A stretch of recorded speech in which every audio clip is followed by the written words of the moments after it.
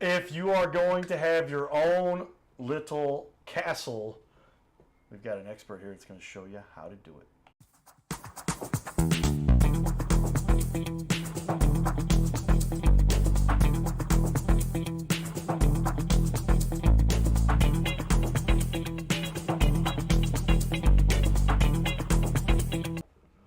Welcome everyone to Your Little Castle Show, where we have created our own little empire. You like that? Empire Wall and Hardscapes. Walls and Hardscapes.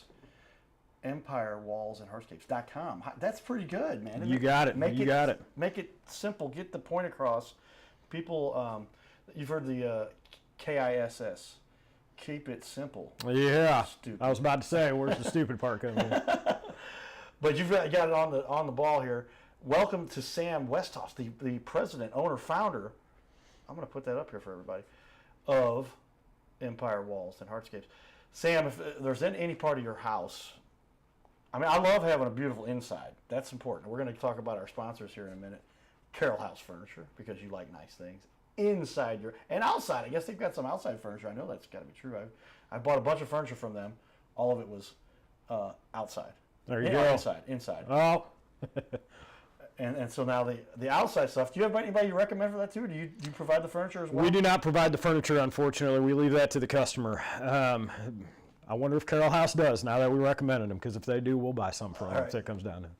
But the outside has got to be made to look, I mean, if you're going to improve the value of a house, they call it hardscapes. Correct. Why? Where did the name hardscapes? It's landscape, but it's a lot of hard surfaces, I guess? Well, in a sense, hardscape's kind of a new term, maybe only been around a decade or so. But my spell check doesn't get it. Yeah, it doesn't. There's softscapes, landscapes, hardscapes. Hardscapes kind of directs itself more towards the stonework, more of the construction aspect of landscaping, more than the softscape, which is more looked at for plants and, normal maintenance and kind of things of that nature. But definitely relatively a new term. It is. We're pushing the term more than a lot of people are. Well, if you want to improve the value of your home, it is not a bad idea to get some of this hardscaping done, because literally, look at the scroller behind us. Sam actually did his website himself, and I am one I can pick off in a minute if somebody's done their website themselves or not. And this one I looked at, I'm like, I don't know, he might have had a professional do this, because if you spend the time, it can be done. Absolutely. It's hard to get an interview on ABC yourself, but we like to find the leaders. That's why we'll provide that service to help people, because there are leaders in our community who deserve to be highlighted. And we're looking for I've always had an affinity for, I guess it goes back to my parents' learning center for kids. And they were competing with big name learning centers that were international, and they were trying to expand from a company that was out of Australia, actually. Oh my! And then you came down to the politics a lot of times. I'm sure. And the inside the schools and the administrative stuff, and that's all a world we all have to play in. But when you get to make somebody's home beautiful on the outside, that is obviously one of the most obvious things that people noticed first.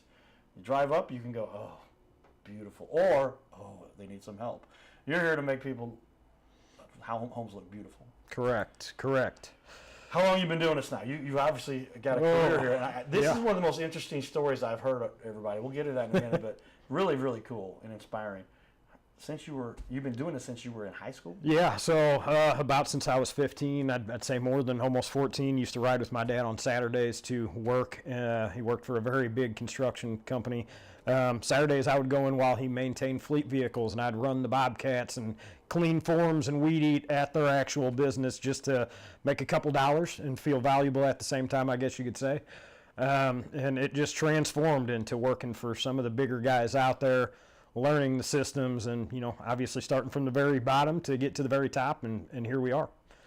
Started from the bottom, now we're here. There you go. That's the comeback story, the underdog story that America is so does draw an affinity for. My slider up there, we love that guy. I look at him, he's pointing at me.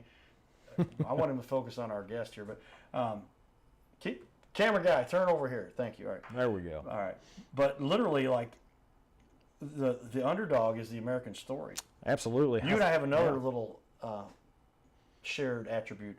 We're not the 6'4" dudes, right? No, absolutely not. We are not winning a dunk contest this week by any means. Not winning. We're not winning dunk contest. I could saying past tense, I could get my hand over the rim at 5'7" or whatever I was. There you go. But that was as close as I got to a dunk. Yeah. But we have other things that we can do bottom line, I like to emphasize what is true, kind of like, unless you're a pro athlete, which I think the pro athlete population of the United States is 0.0001. Sounds about right. Percentage of the population. The other 99.999% of us, those of us who want to work, yeah. It doesn't matter how big and strong you are. It matters usually how smart you are is one of the most, and that's important too, but when you say the hard work ethic is what's going to really get you there. 100%. Yeah, I'd say we're professionals at our scape of work, put it that way. We may not be professional basketball players, but we are professional at what we do, without a doubt. And we'd love to see some of them guys come to our side sometimes and carry some of these 90-pound blocks all day long. See how they do out there too. But there's a little bit of physic and a little bit of mental in this for sure, without a doubt. Well, that's what we're looking for, leaders that are willing to share some of their secrets. And it comes down to usually a fundamental list of things, and then we're going to give some examples of people who've done it. So that's what Sam has done here. Great-grandfather, mayor out in O'Fallon, Missouri. Yep, he was the mayor of O'Fallon before my time, obviously, but he was a big part of the community. We're striving to be that as well, and it does take time, and it takes a lot of influence, a lot of social media, a lot of this, being a part of different things that we haven't done before, and just kind of getting the word out about who we are and what we're trying to do. Well, yeah, that's the key to my job as a communicator. I have my master's degree in communication. It's true. I got a master's degree from, believe it or not, like this guy graduated grad school. Yeah. Communication. If you don't communicate what you're doing, it doesn't matter how awesome you are, right? Correct. Communication is the key. They call it marketing, they call it advertising, but it's really a form of communication. And we're looking to highlight some of those leaders. So Sam's got some great reviews we're going to go over here in a little bit. You've been doing this for a long time. What would you say it is that helps you, what fuels your passion for this? Somebody, and I want to touch on that. Let's talk about that story, if you will. And I said, is it okay if we mention that? Yeah. The fact that you were one of the first to have a program. I'll let you say it. Went to a small school, which is much bigger now. Small school, which I did not do so well in. I was always, mind's always racing, always thinking of 10 different things I could do. Got in a lot of trouble, not going to lie. I wasn't the perfect kid by any means when I was growing up. To the point where the school actually initiated a GED program for us.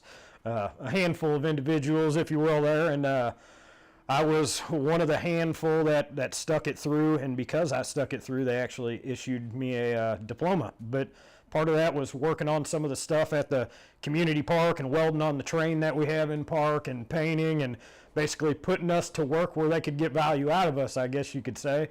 But during that whole process, I'd get out of school at 10 o'clock, I'd go to work. It was always focused on getting out there, building something, doing something, trying to get ahead of the game. And college just wasn't in my future, unfortunately, at that time. So. But this started off for you when you were 14 years old. Yeah, so early stages. Freshman, sophomore year? Yeah, this was freshman year.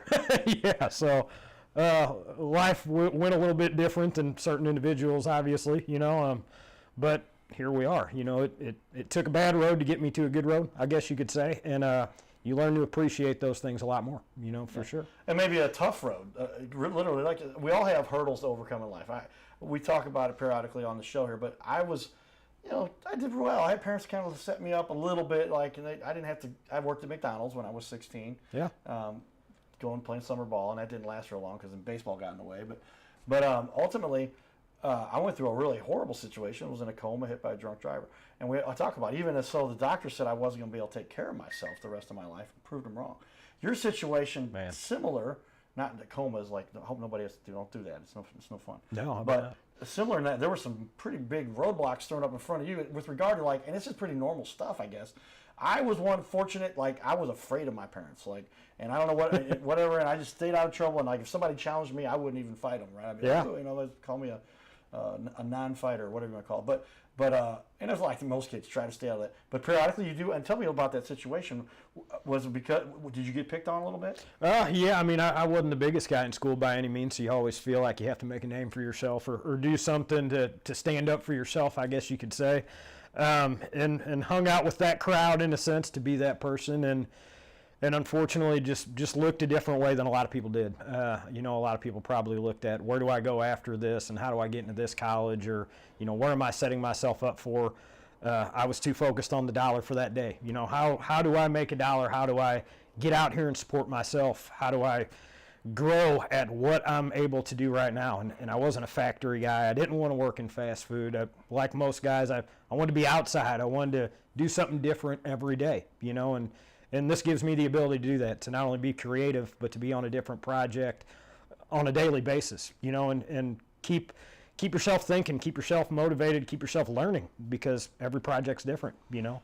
Well, we got a lot we're tackling right there, everybody. But I wanted to make the point there that, like, everybody goes through some kind of a hurdle, whether it was self-inflicted with regard to your own decisions because of the crowd you were hanging out with, or imposed on you, like the drunk driver that hit us. I was in the back seat of a car asleep before this happened, apparently, and I woke up 7 days later. But these are all hurdles in life that if you're going to, it's up to you then. It's in our little promo we're going to play here. One of my business partners consulted me and said, you have to play this promo. People need to see this. We'll play that in a minute. But talks about it. But I'm just really excited about you sharing the part of your story where, like, because I want other kids to realize they're going through that age, 14, 15. You're trying to figure out how to become a man, trying to figure out how to grow up and then develop relationships and be popular and be wanted and be needed and to fit in. And you went through a lot of those struggles, but also then decided not to make yourself the victim, but to come out. And you actually started school. Yes. Or working, I should say, during school at age 14, out there doing heavy lifting, outside work. Yeah. And it put you where you're at now. A little bit of everything you could think of, from, doing your normal maintenance stuff to, I mean, lifting heavy stuff to cleaning concrete forms, which is definitely not a fun job by any means. And, you know, everything that I thought would maybe give me a leg up or make me more of a mature individual for my age. You know, you wanted to be that guy that said, I could do it and not have to ask for help. And that's kind of what made this what it is, I guess, is not relying on somebody else, but relying on the ability to go, I'll figure out how to do this and I'll do it. That's when I put the hat on. I put the hat on when we hit that moment where somebody's doing something that sets them apart, helping the community, making a difference, going out and conquering and chasing your dreams. If you guys watch our little clip we're going to play in a second. Before we go to our break here, I want to give a little quick review of Sam's business reviews. And I'm really cool with what I asked him. I didn't do this on purpose. I'll bring it up. It's an open forum here. Sam was cool with it. 4.8, 25 reviews. And so that means you have one person that just had a problem. And I said, I bet you it was somebody who just made stuff up. Because us guys who like to be consistent, we don't ever get any kind of bad review unless there's something that just was out, something we couldn't control. Yeah. And that's literally because you follow up, you fix things, you make them right. Even if you make a mistake, you come back and take care of the issue, whatever. Absolutely. That's how we are programmed. That's how we do things, because it's part of our DNA and the way we're going to get things done. If you want to model that DNA, everybody, you can start today. Change your attitude, change your perspective, and then you will find that you will be happy too. I bet you're pretty happy with your accomplishments. Very right.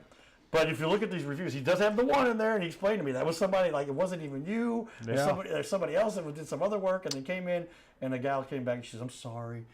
But they didn't have access to it because they wrote it. Yep. That's the one, you're going to get one of those. But everything else is awesome up there, everybody. So I'm going to pick on him a little bit more and say, let me read a couple of those off, because that's where we're talking about really doing good stuff in the community. What's it make you feel like to get some of these reviews? As I pick one up here, I'm pressing the button there.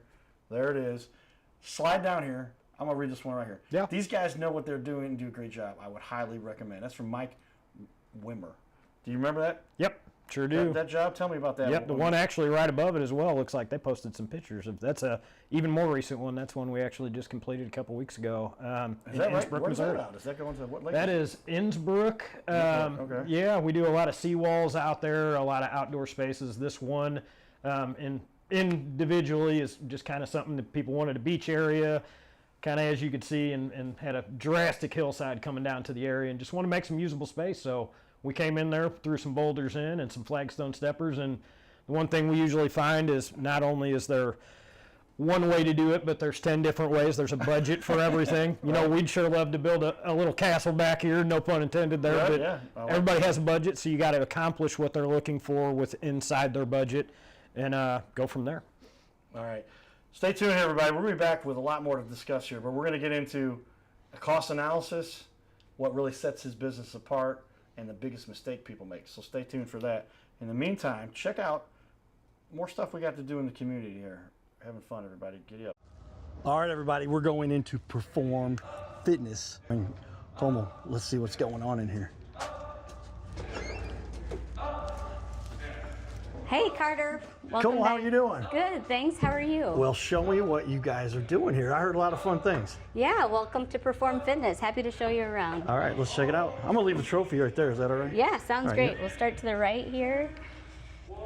We have a couple recovery rooms and wellness rooms, which I think really makes us unique. We have this room, which we're calling our multidisciplinary room, where we have physical therapy, athletic training, nutrition, all kinds of wellness activities that can happen out of here, massage. And then we have a recovery room that for now is outfitted with an infrared dry single person sauna and some Normatec boots. Thinking about how we can be creative in adding to our wellness in this area. And then we have a couple change rooms, some bathrooms, and what I think really makes us special is what we're doing with our training facility. So here we're an adult strength and conditioning and youth sports performance facility. Have some lobby space for our parents, hoping to get an air hockey table here to make it, spice it up a little bit. And then we have about 2,500 square feet of turf and rubber with our equipment. We have benches, barbells, our plates and dumbbells. Our cardio section is around the corner where we have some treadmills and an elliptical. And you can see some tidal tanks. We have a Vertec to test maximum jump height, and also use Vald for our timing system with also a jump plate. We have over there. His name is Carter Rethwich, but in St. Louis, he's known as the Cardinal Cowboy. He's a well-known fixture in the stands at sporting events in the Gateway City.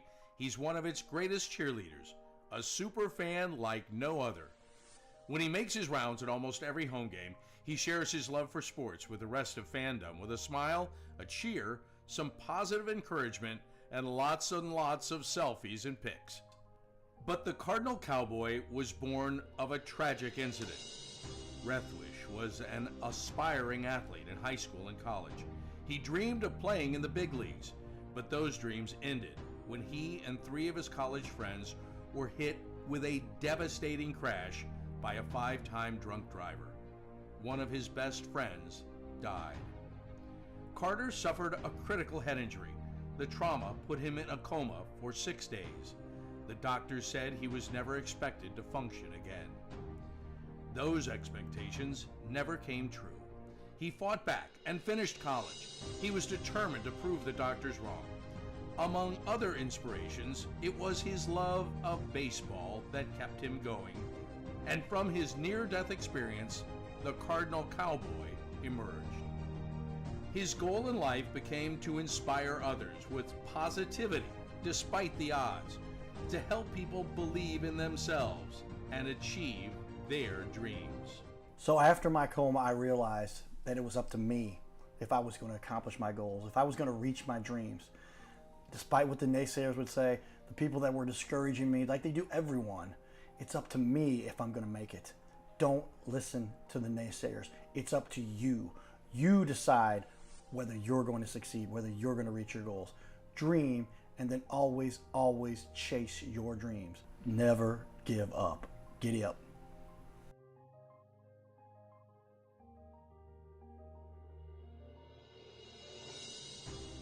Hey everybody, Cardinal Cowboy here. I want to invite all of you to be part of my new team. No, you don't have to put on a baseball uniform and be a super fan.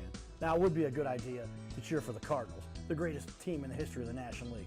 But I'm talking about the Gold Cowboy team. You know, I love to help people follow their dreams and reach their goals in business and in life. So that's one of the reasons why I'm telling you about my friends at My Metal Pro.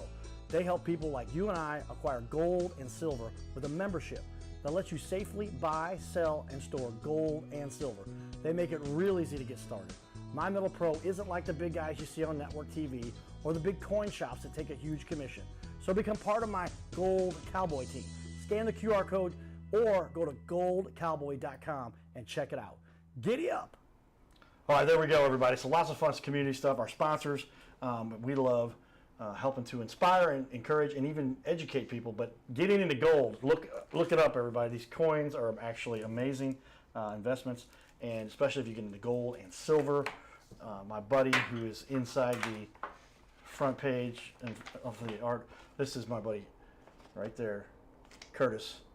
And literally, if you want to learn about gold, it's one of the best ways you can invest in yourself, and you can do it now fractionally, which nowhere else except for these guys. Go to My Metal Pro, go to goldcowboy.com and check that out. Also, because we do love our sponsors that also have been around for a long time, Carroll House Furniture, there they are, because you like nice things. Where do you like nice things? In and outside your little castle. So get a hold of those guys, and at Carroll House, Brooke's a good friend of mine, and we love the support we get from them. Let's jump back in here. And I'm going to put up, there's that Facebook page you got going there, looking good on your website, which I'm obviously very impressed with. Good work. Tell me then, ultimately, give me a cost analysis. I love I'm a numbers guy, as a guy who played baseball at a very high level. There you go. Ended up playing professional football, believe it or not, everybody, as a kicker. I always knew whether my 3 points was going to make a difference or not. That extra point necessary. That's the way the game football is played.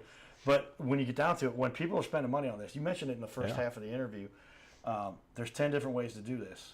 Yeah. All of which inside of some kind of a budget. And Correct. the budget can dramatically range based on those 10 different options. Yeah. How is it do you help people? And also with regard to that, what's the mistake they make? Do they try to budget? They're trying to do it themselves? Is that the biggest problem you run into? No. Tell me about that budget. I wouldn't necessarily say it's the do-it-yourselfers that kind of take away. It's more, I think, the people who don't visually see what's happening until it's beginning to happen. We do a lot of estimates where I think people dream a little bit bigger than their budget is sometimes. Okay. So when they get to realize what it actually costs and what some of these things are, unfortunately, materials these days are what they are. They're out of our hands. We're efficient with our labor, which makes our prices very compatible with other guys out there. But generally what we see more than that is that people do dream to have a castle basically built, and they understand that it's just not in their budget at this time. So we try to break that down where, one of the options is do this in phases. Maybe start here, see where you get.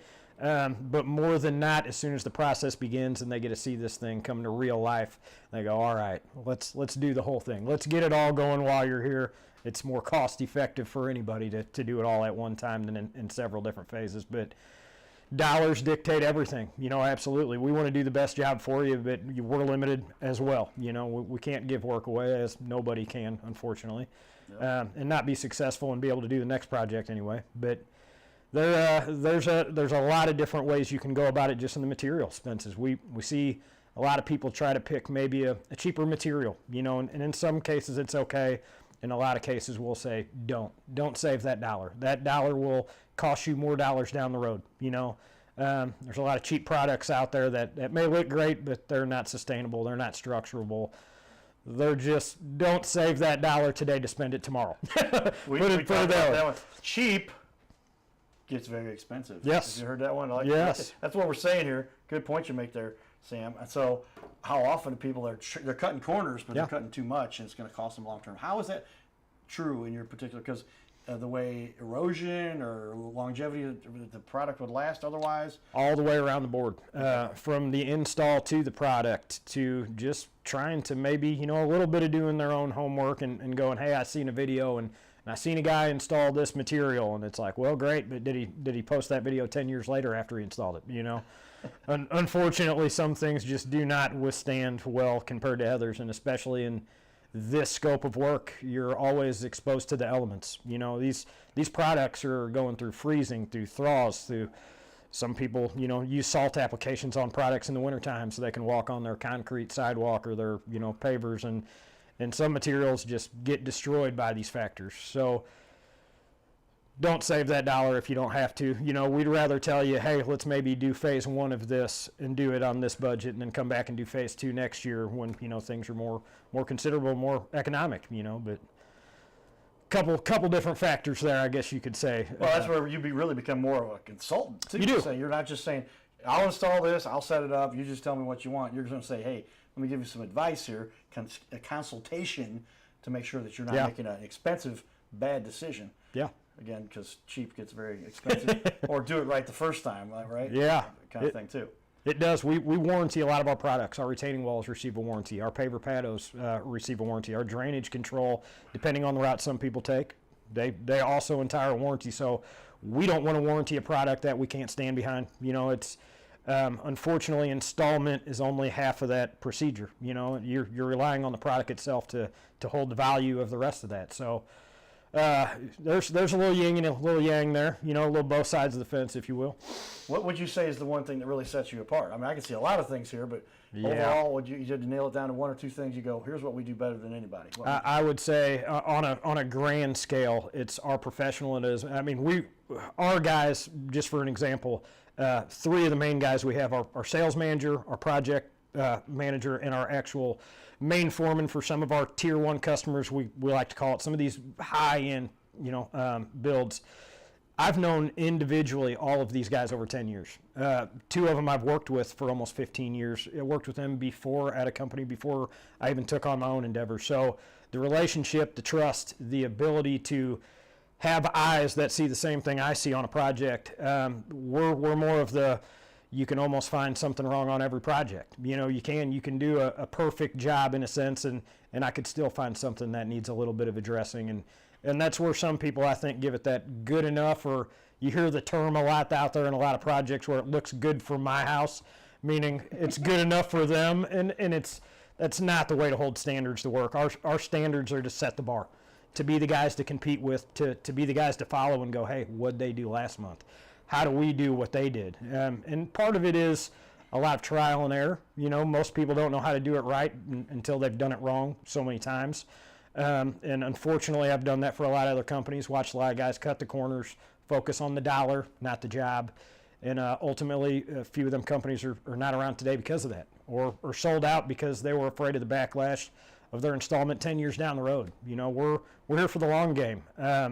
My dad works for us. My son is joining the team, just turned 18. Wow. So we're going into generations of this, and we want to keep it going, you know, and grow a little bit every year. That's the name of the game. Well, that says it very well right there, everybody. And that's what we're trying to emphasize. Those people who make a difference, who do put the work in and go take it all the way to the top. Because long term, this house, you're going to want to sell to somebody else. Somebody's going to inherit this. Whatever it is, you want to last. And it's best to do that right the first time. Well, we're going to finish up here. We've got about 20 seconds left to the discussion. We might pick up the second show. We're going to do two 28-minute interviews here with Sam. So tune in for that second show. But as we finish up here, tell me quickly, and we'll finish this up. Second show, tune in for that. What's the big mistake the average consumer makes when they're making this kind of a decision? If you had to name one big mistake. Not doing enough research on the contractor you hire. We see a lot that there's a lot of guys out there that will, again, try to sell you the cheapest material, and their price reflects that. You know, these guys may not be A-quality installers. They may not be using A-quality materials, and they come in quite a bit cheaper. And that's kind of where this reverts back to the beginning, where saving that dollar will cost you in the long run. We do a lot of repairs. All right, stay tuned for more, everybody. There's that BBB ranking. Giddy up.